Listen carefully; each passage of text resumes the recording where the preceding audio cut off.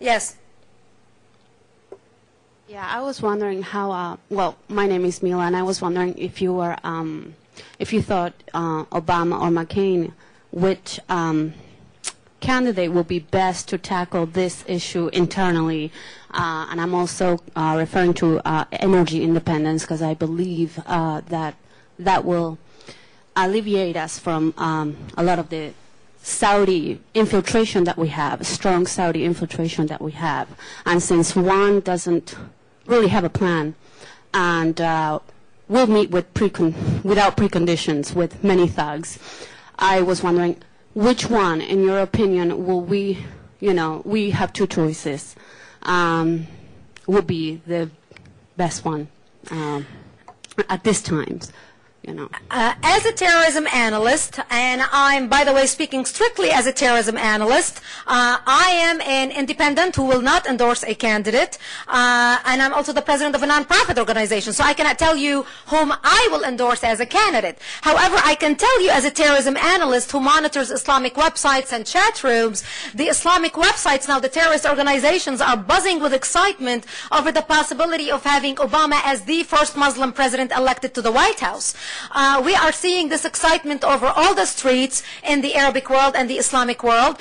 We even have Hamas in the last weeks of the primary, the terrorist organization Hamas, making phone banks out of Gaza into the United States, calling Muslims in the United States, urging them to vote for Obama because he will be the best for the Muslim world. Now, as a terrorism analyst looking at two candidates, and I focus strictly on what can protect the country, regardless on any other social issue, but I'm going to address your energy issue as well, though. As a terrorism analyst who focuses on what can protect the country, it is very concerning and should be for every American when our diehard enemies, the terrorist organizations who are bent on our destruction, coming in full force, endorsing Obama for president. Now, regardless of what his religious beliefs or backgrounds, I'm not even going to touch on that. We in America are raised to respect people and whatever they believe, and their belief is strictly between them and God. We cannot judge what somebody is, a Christian or a Muslim. However, I'm telling you how Obama is perceived in the Islamic world, and in particular by the Islamic organization. Now, the terrorist organizations despise McCain because they believe they cannot run circles around McCain. They believe McCain does not mince words, and McCain will beat the daylight out of them in a way that Obama will never do. They know that McCain is not interested in negotiating with Iran, nor with Syria, nor with any terrorist organization. They know that if Obama is elected, that can buy them time while we in the West are wasting hot air talking negotiations. That will allow them the time to finish their nuclear bomb in order to attack the Israel. And of course, after that, as we all know, what's driving Iran is not only nuclear ambitions, it is bringing about the Mahdi or the Islamic Messiah. And this is the drive behind the Iranian nuclear program. As for energy, we must develop alternative sources of energy, and we must begin drilling now. Now, even though if we drill, we're not going to be able to supply all the needs of the United States. At least that's what I understand it from experts on energy. However, the fact that we can start drilling, or we tell the world that we're going to start drilling, that will make the OPEC nation, that will force them to bring the gas prices down, because the last thing they want is us digging. And when we started seeing the rise in oil prices around the world, basically the Saudis and all the Arabic producing countries looked around and they said, America is stupid. They're not drilling. They're not doing anything. We can charge them whatever we charge them. Let's push the limit. Sadly, it took for us for the gallon of gas to reach $4 in order for us to wake up. But I believe the giant has risen. I believe the American public right now is demanding the development of alternative energy. There is no turning back. Whoever is going to be elected, developing alternative energy is going to be something major in what they're going to have to do in the next 4 years. Next question. Wow, did I scare you off that much? Okay. Could you talk about Sharia finance, which is coming to the U.S.?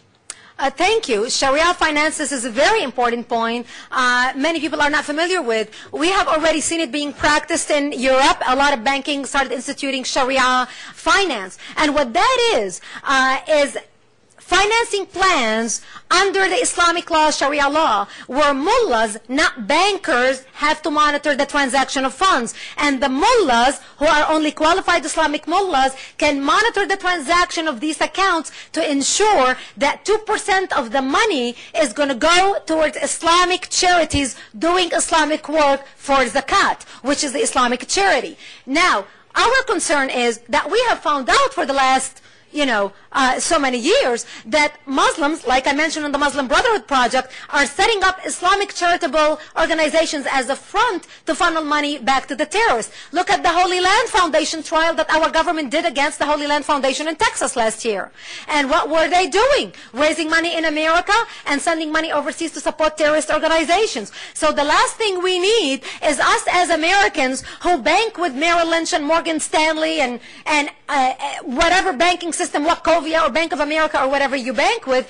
The last thing we need is having 2% of my money and your money go to support, to be approved by an Islamic radical mullah who's going to approve 2% of our money to be given to Islamic charities, which we know a lot of them are supporting terrorist activities around the world. Now the Islamists are organizing lobbyists and they are pushing strongly for the advancement of Sharia finance in the United States. So now we're having a tug of war between the Islamists who are pushing Sharia finance and us on our side who are resisting it and talking to bankers to force bankers to resist it. But again, this is why I believe coming together as an organization under one umbrella, Act for America, because we can apply pressure as a group. Then you're not speaking of a group of 1,000 or speaking as a little group organized. You are speaking as a huge movement in the United States that can put pressure on the banking institution. Can you imagine if Bank of America approves Islamic Sharia finance? And we send an email out to our members and say, call Bank of America and express your opinion. Can you imagine 50,000 people withdrawing their banking out of Bank of America? This is the power that the organization can do. And this is why I say, please make sure you are signed up to receive our free emails. We want to be able to reach you when we know there are important issues like that, so you can get your voice heard.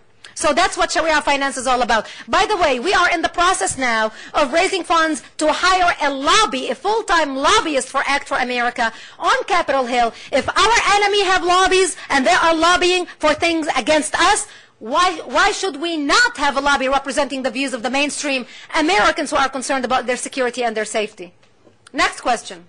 What type of influence do you think you've had on the law enforcement community as far as in a positive sense, considering what we're up against, and you're speaking to the FBI and CIA or whomever else, what do you see that's come out of it as far as educating them? It's been great. Our military understands what's happening. The problem is with the leaders, the top brass, who are so politically correct. They are the ones that the Islamic lobbyists have gotten into. Listen, talk about Islamic lobbyists and power. CARE, the Council on Islamic Relations, has so much power on the FBI. The FBI invited members of CARE to our largest airport, O'Hare Airport, to give them a behind-the-scene tour of how security is conducted at O'Hare. You talk about insanity. So you do have the top members of our military are cowed by political correctness. Everybody's trying to cover their neck. But you have the agents on the ground, in the FBI, for example, who see what's happening. They do get it. You have the people in the Pentagon who are dealing with this hands-on. They do get it. The problem is now getting to our elite. And that's what we're trying to get to. And this is why I say, only a mobilized, organized American public will be able to bring about change. Singing in the wilderness as one voice here and one voice there is not going to cut it. The American public must rise as one. As I said, the American issue is not a Democratic issue, it's not a Republican issue. It is our issue. No matter what we believe, I want to ensure my country is safe for my children. I want to give my children in America where my kids can speak their opinion freely, and not in America that looks a lot like what Britain is looking like today. So that's what's happening with our military. I think at that we will take the break and let you sign books and carry on conversations out in front. Okay. Thank you again, Brigitte. Thank you very much.